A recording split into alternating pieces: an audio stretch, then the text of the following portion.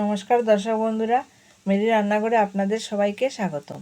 আজকে আপনাদের সাথে শেয়ার করব আলু দিয়ে রুই মাছের ঝোল। এখানে নিয়েছি রুই মাছ আর এখানে আলু এভাবে পিস পিস করে কেটে নিয়েছি। এখন আমি রুই মাছের মধ্যে হলুদ গুঁড়া আর সামান্য নুন দিয়ে ভালো করে মেখে নেব। চুলায় একটা কড়াই বসিয়ে দিয়েছি, এখন তেল দিয়ে দেব। তেল গরম করে নিয়েছি, এখন মাছ ভেজে নেব। দিয়ে দিচ্ছি মাছের এক পিঠ ভেজে নিয়েছি, এখন অপর পিঠ ভেজে নেব। এভাবে উল্টে পাল্টে মাছ ভেজে নেব। মাছ ভেজে নিয়েছি, এখন তুলে নেব। এখন মাছ ভাজার তেলেই কেটে রাখা আলু ভেজে নেব।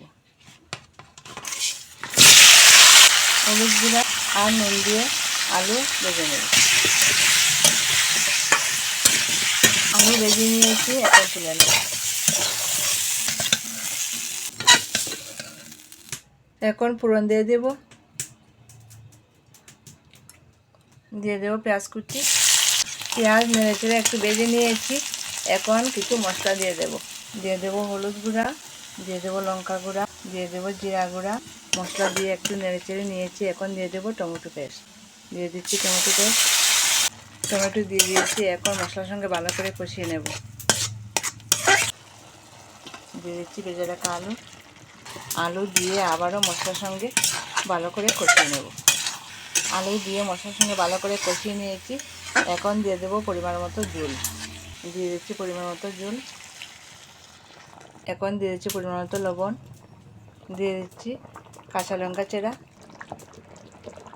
ঝোল ফুটে গিয়েছে, এখন দিয়ে দেবো ভেজে রাখা মাছ। বানিয়ে নিয়েছি আলু দিয়ে রুই মাছের ঝোল। আমার এই রুই মাছের ঝোল রেসিপিটি যদি আপনাদের ভালো লাগে, একটা লাইক করবেন এবং আমার চ্যানেলটি সাবস্ক্রাইব করবেন।